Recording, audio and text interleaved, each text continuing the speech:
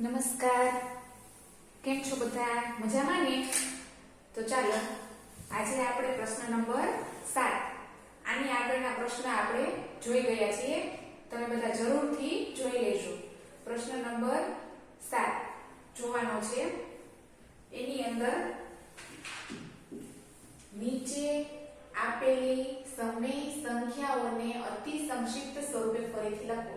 હવે આપણે આની પહેલાના વિડિયોમાં પણ આપણે એવું જોયા હતા. અતિ સંક્ષિપ્ત સ્વરૂપ કોને કહેવાય? સમય સંખ્યાઓ વિશે આપણે માહિતી મેળવી લીધી છે. હવે અતિ સંક્ષિપ્ત સ્વરૂપ કોને કહેવાય?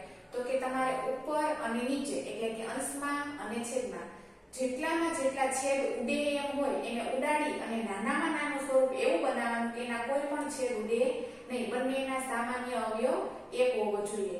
એટલો આપણે છેદ ઉડાડવાના થશે. તો હવે ગમે તે સંખ્યા હોય એનો આપણે છેદ ઉડાડવા માટે સૌપ્રથમ તો આપણને ખબર પડવી જોઈએ કે આમાં કોનો કોનો છેદ કયા ઘડિયા દ્વારા ઉડે છે. તો આપણે મદદથી ઉડાડવાનું છે. -8 અને 6.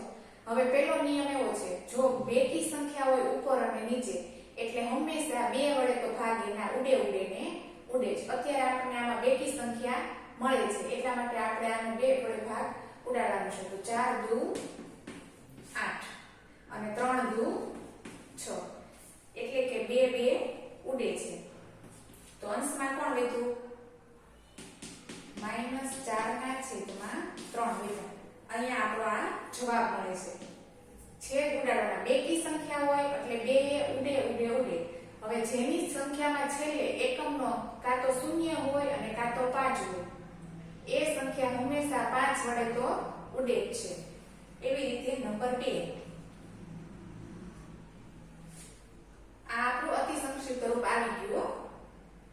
25 ના છેદમાં 45. હવે આના આપણે જેની છેલ્લે 5 હોય છેડે અંશમાં અને છેદમાં 5 છે એટલે આ 5 ના ઘડિયામાં આવે. તો કે 25 25 અને 5 9 45. જેની છેલ્લે 5 હોય અથવા તો 0 હોય 5 જાય એટલે કે 5 ના છેદમાં 9. એવી રીતે આ આપણું અતિ સંક્ષિપ્ત સ્વરૂપ છે. નંબર 3 -44 છેદમાં 72. લ્યો હવે શું કરવાનું? જો બેકી સંખ્યા છે એટલે 2 ના ઘડિયામાં તો આવશે એટલે આપણે સૌપ્રથમ લખીએ 22 ગુણ્યા -22 ગુણ્યા 2 અને 72 નો 2 આવે એટલે 3 ને 3 દુ 36 દુ 72. 2 જાય. હજી અંશમાં અને છેદમાં બેકી સંખ્યા છે તો હજી આપણે છેદ ઉડાડવાના. આનો જવાબ આવે 11 દુ 22 અને આનો 18 દુ 36. એવી રીતે આપણે છેદ ઉડાડવાના છે. હવે જો તમને એમ થાય કે મારે 2 સાથે નથી ઉડાડવા, મારે સીધા 11 ચોકુ 44 એ રીતે ઉડાડવા છે તો આપણે એમ પણ ઉડાડી શકીએ. આપણને સારું લાગે, આપણને ફાવે એ રીતે આપણે ઉડાડવાના છે.